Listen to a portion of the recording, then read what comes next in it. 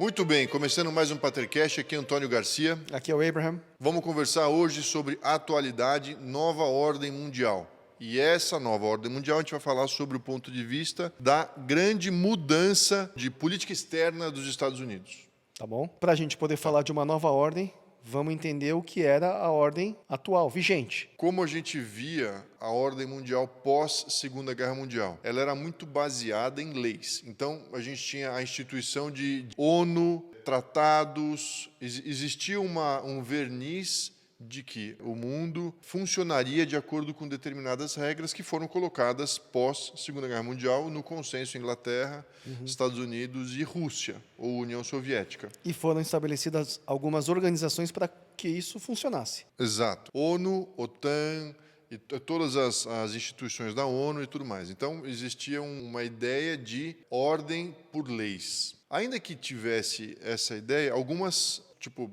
a invasão do Iraque, Vietnã, algumas coisas aconteceram de forma meio unilateral. Quando teve a guerra do Kuwait, os Estados Unidos não invadiram o Iraque. Porque eles tinham aprovação para defender o Kuwait, mas não para entrar no Iraque. Então eu vi um podcast, acho que da BBC, falando sobre isso, como teve comemoração em Bagdá, quando os Estados Unidos não invadiram o Iraque, porque existia a ideia de que o Saddam cairia. Então, o medo no Iraque, em Bagdá, era que eles vão tirar a gente do Kuwait e vão entrar e derrubar o regime. Mas não. Tirou do Kuwait, acabou. Porque existia o respeito, não sei se o Conselho de Segurança... Exato, a convenção. Então, o Conselho de Segurança falou, está falado, não vamos fazer. Hoje, houve uma mudança. Então, a gente está assistindo uma grande mudança pelo governo Trump e tem 4 fatos que chamam a atenção. Primeiro, captura do Maduro na Venezuela. Não teve aprovação de ninguém para fazer isso. Eles foram lá, na mão grande, levaram embora. Inclusive com armamentos que nunca tinham sido vistos.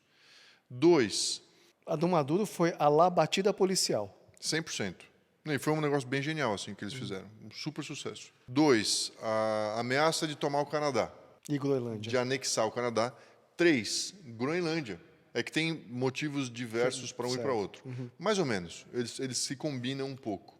Porque o Canadá é um tampão frágil para uma entrada pelo Ártico. A Groenlândia é um ponto estratégico para as novas rotas que vêm pelo Ártico com derretimento. 2 e 3, muitos dizem que é só uma cortina de fumaça para desviar a atenção para outros assuntos que o Trump realmente está interessado. Que seria?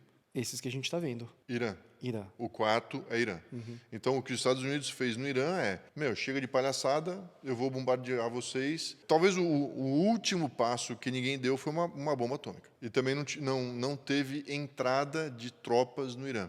Foi só bombardeio. Tudo indica que vai parar por aí. Sim, parece que acabou, que esgotou. Mas, de uma forma ou de outra, existe um novo posicionamento. Então, os Estados Unidos cortou recursos para a OTAN, está retirando exércitos da Alemanha. Exato.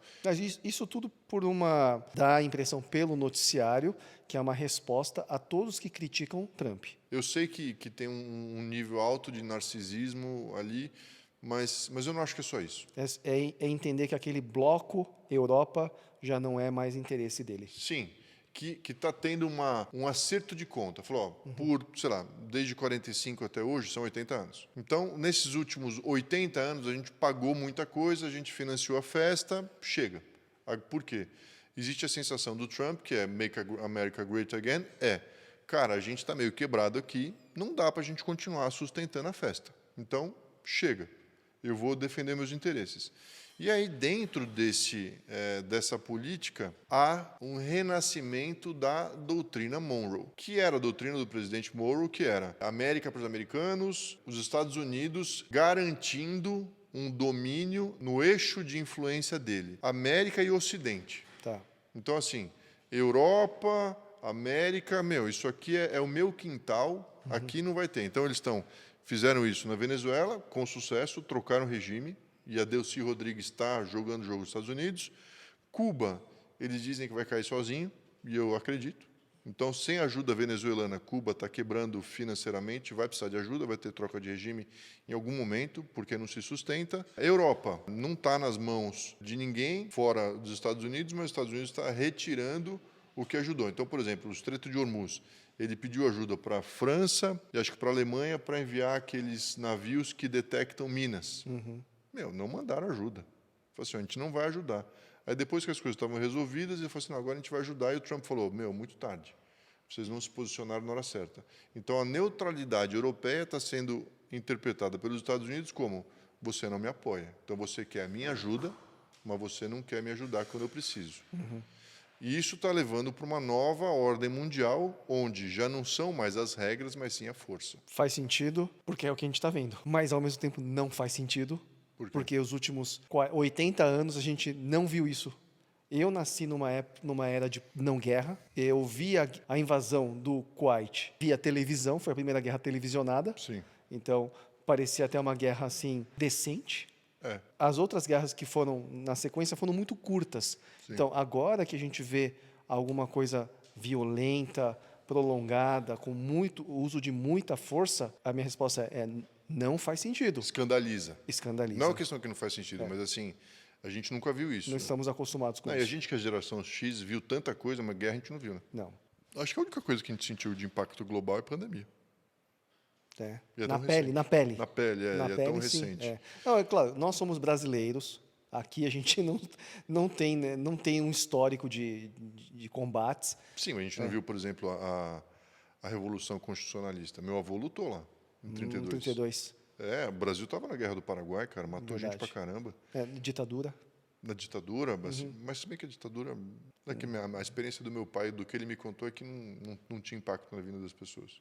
O regime militar, entendeu? Sim. Não teve, não foi como, sei lá, no Chile ou na Espanha, que Tá. era bem repressivo. Mas eu acho esse período que a gente viveu, esses 80 anos, eu acho que foi um período, teve inclusive Guerra Fria, mas eu tenho a sensação que foi um período meio artificial. E a sensação que eu tenho é que agora, com um cara como o Trump, chegou um momento que ele falou assim, esse negócio não está fazendo sentido, a gente está perdendo dinheiro, eu não vou quebrar para que China ou Rússia sobrevivam, porque eles se aproveitam dessa situação que está acontecendo, então chega de palhaçada. Me dá meu dinheiro de volta, me dá meus exércitos de volta, aqui em volta de casa eu vou limpar tudo. A opinião globalista vai xingar o Trump. Mas ele tem muito apoio dentro dos Estados Unidos. Talvez se ele fosse um pouco menos narcisista, né, ajudaria. Mas parece que ele tem muito apoio dos americanos. Falou assim, concordo com isso aí, cara. Chega de cuidar do mundo inteiro, cuida aqui do nosso derredor, que é o que faz sentido, e vocês que se virem.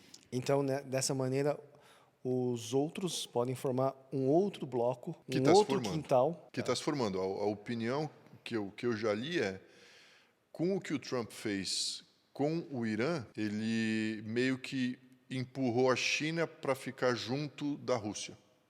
Então, assim, porque o Irã era um fornecedor de petróleo para a China ficou meio sem opção, acabou caindo no colo da Rússia, que era quem podia fornecer petróleo. Ao mesmo tempo, ele tirou toda a atenção da guerra da Ucrânia e aliviou algumas pressões, sanções sobre a Rússia. Então, China e Rússia, que são os principais inimigos ou forças divergentes dos Estados Unidos, saíram beneficiados em função dessa atitude. Principalmente Rússia. Principalmente Rússia. A China sofre um pouco por causa do fornecimento de petróleo, mas acho que eles vão endereçar isso também, porque eles tinham bastante reserva. Então, assim, existe um novo modelo, e eu li hoje uma notícia de que o próprio Brasil está se preocupando. Aumentou o orçamento militar, ou seja, está se preocupando porque a gente está no meio dessa bagunça, né? O Brasil não devia se preocupar militarmente, na minha opinião, mas se posicionar... Mas por que não? Eu sei que é importante, mas eu acho que tem uma preocupação maior, que é se posicionar diante desse cenário, Tomar um partido. porque está em cima do muro. É que eu acho que o Lula como diria antigamente, ladino, né? Ele é bem escorregadio. Então, ele evita tomar posições muito fortes, o que pode ser bom, acho que no curto prazo, mas no médio e longo, cara, você não vai ficar amigo de todo mundo. É mais provável que você fique inimigo de todo mundo. Então, ou você coloca uma postura isenta, que é o caso da Suíça, e fala assim, cara, eu não tomo partido, ou você fala para que lado você está. Agora, tentar enganar todo mundo, cara, não acho que é tão simples, entendeu? Dura muito pouco. De forma mais objetiva aqui, também trazendo uma mensagem para os pais, eu acho importante a gente estar antenado com o que está acontecendo, porque esse Eu não acho que vai ter um retorno óbvio para o status quo ante, que era como estava desenhado pós-Segunda Guerra Mundial. Acho que não vai voltar. E normalmente na história as coisas vão progredindo e você vai tendo consequências que você não consegue retornar ao que tinha antes. Então, nós, como pais, a gente precisa estar minimamente antenado com o que está acontecendo e preparando os nossos filhos para o próximo tempo que eles vão ter. Eles não vão ter, talvez, a tranquilidade que existia antes. Eu acho que a gente está indo para um lugar de mais selvageria, pelo menos internacional, sabe? As potências se colocando, talvez tenha um impacto em Taiwan. Na Ucrânia, o Putin não tem nenhum pudor de ir lá e tomar o que ele quer tomar. Então, os nossos filhos precisam estar preparados para entender esse novo desenho mundial. Você sabe o que eu fiz? Eu comprei alguns mapas lá em casa. Mapas impressos? Tem ali na esquina da Estados Unidos com Augusta. Sei. E, cara, eu abro e mostro para ele onde estão as coisas, porque é importante, sabe? Saber que com tantos acontecimentos, cara, aqui está a Ucrânia, aqui está o Irã, onde está acontecendo essas guerras todas, aqui é a Venezuela. Está sendo muito bom, cara. Hoje a gente vê um tabuleiro meio que se formando e é meio óbvio, geograficamente. Por exemplo, você fala que a América é o quintal dos Estados Unidos, ele não tem outra opção. Você vê, a distância para qualquer outro lado é muito grande. E aqui na própria América você vai ter países que conseguem se tornar parceiros de matéria-prima, fornecimento, longuíssimo prazo. Também acho. Inclusive, assim, aqui no Brasil tem uma infiltração chinesa gigante. Não é de hoje, né? Não é de hoje. Em algum momento, os Estados Unidos vai avaliar isso. Eles compraram muitas terras chineses, né? Pensando no longo prazo. Eu lembro quando... Eu já trabalhei com commodities, eu lembro que 30 anos atrás, 25 anos atrás, havia uma procura muito grande de empresas chinesas por terras, por minérios no Brasil, em lugares que não existia logística nenhuma. Então, era terra assim a preço de banana. Você não tinha como extrair e levar para lugar nenhum. Porto, nada. Estrada, não tinha nada. E eles foram comprando terras e aí você vê 10, 15, 20 anos depois, eles investindo em estruturas de logística. Sim. E agora estão levando tudo. É um jogo longo. Nesse episódio, a gente tentou tratar aqui de forma leiga, né? Nenhum de nós é formado em relações internacionais. O que tem acontecido com uma certa nova ordem mundial em função das atividades ou da troca de política externa dos Estados Unidos. Espero que vocês tenham gostado. Curte, compartilha, segue a gente nas redes sociais. É isso aí. Falou, abraço.